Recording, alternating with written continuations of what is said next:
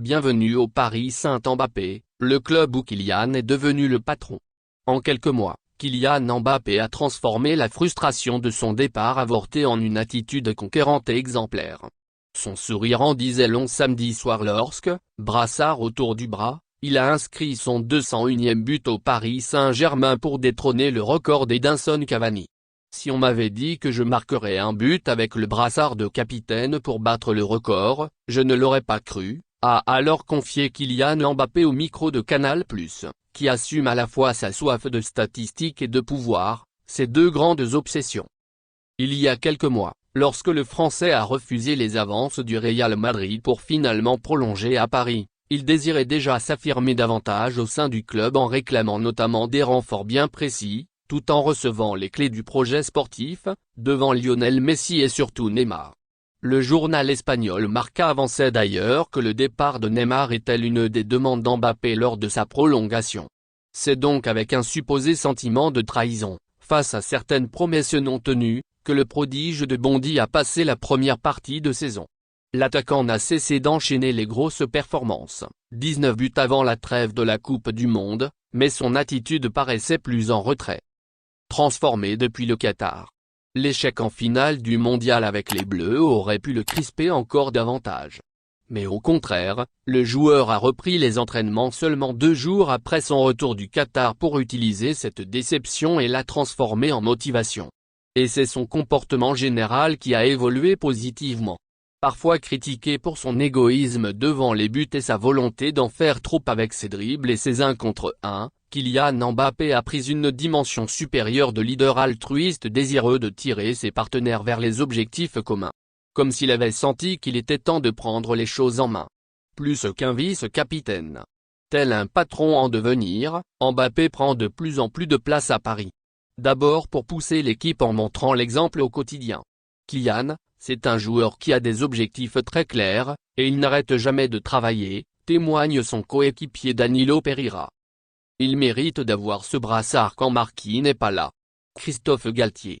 En interne, le numéro 7 parisien impose inévitablement le respect de ses coéquipiers grâce à ses performances. Mais le joueur de 24 ans prend également de la place vocalement dans le vestiaire, au milieu des Sergio Ramos, Lionel Messi, Presnel Kimpembe et du capitaine Marquinhos, tous plus âgés que lui. Christophe Galtier lui a d'ailleurs confié le brassard pour la première fois il y a quelques semaines en Coupe de France contre Pays de Cassel, en l'absence de Marquinhos. Alors qu'un joueur comme Ramos était aussi sur le terrain. J'avais décidé que Kylian devait être le second capitaine, a expliqué l'entraîneur parisien. Il est resté au Paris Saint-Germain et il méritait d'avoir ce brassard quand Marquinhos n'est pas là. L'évolution en douceur vers le capitanat fait partie du processus lancé depuis sa prolongation, tout comme sa place de numéro 1 prise dans la hiérarchie des tireurs de pénalty, devant Messi et Neymar. Et plus personne n'ose contester ses choix vu son niveau de jeu exceptionnel atteint cette saison.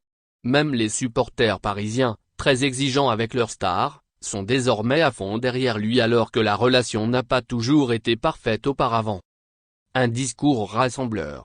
Dans sa communication vers l'externe, Kylian Mbappé a aussi changé son fusil d'épaule. Son leadership se traduit désormais dans son discours rempli d'une confiance et d'une détermination bien nécessaires à contrer la peur constante d'échec en Ligue des Champions. C'est un accomplissement personnel mais je suis ici pour les accomplissements collectifs, disait-il après avoir établi son record samedi en se projetant directement vers le match retour au Bayern, en sachant qu'il n'était pas à 100% au match aller et donc cantonné à un rôle de joker. On va à Munich pour se qualifier, on est déterminé, on a repris confiance. Kylian Mbappé. Lorsqu'on l'interroge sur l'incidence de la Ligue des Champions sur son avenir, le joueur s'amuse désormais en répondant ironiquement, tout en réaffirmant son ambition collective. Si je liais mon avenir à la Ligue des Champions, et je ne manque pas de respect au club, je serais parti très loin, a-t-il répondu avec le sourire. Je suis ici, je suis très content et je ne pense à rien d'autre que de faire les beaux jours du Paris Saint-Germain. C'est ma 6e année ici, poursuit-il. Je suis arrivé ici, j'étais très jeune, j'étais un gamin. J'ai progressé en tant que joueur, en tant qu'homme. J'ai vécu plein de choses ici, et d'être récompensé sur quelque chose de l'individuel, c'est top. Mais j'espère surtout qu'on va gagner des titres cette année. Un poids au club. Celui qui pourrait prochainement devenir le nouveau capitaine de l'équipe de France suite aux retraites internationales d'Hugo Lloris et Raphaël Varane prend de l'épaisseur dans le vestiaire, mais aussi plus globalement au club. Lorsque l'équipe a battu l'Olympique de Marseille au Vélodrome fin février, 0-3, Mbappé aurait par exemple poussé pour obtenir 2 jours de congé, plutôt qu'1. Et le club a accepté.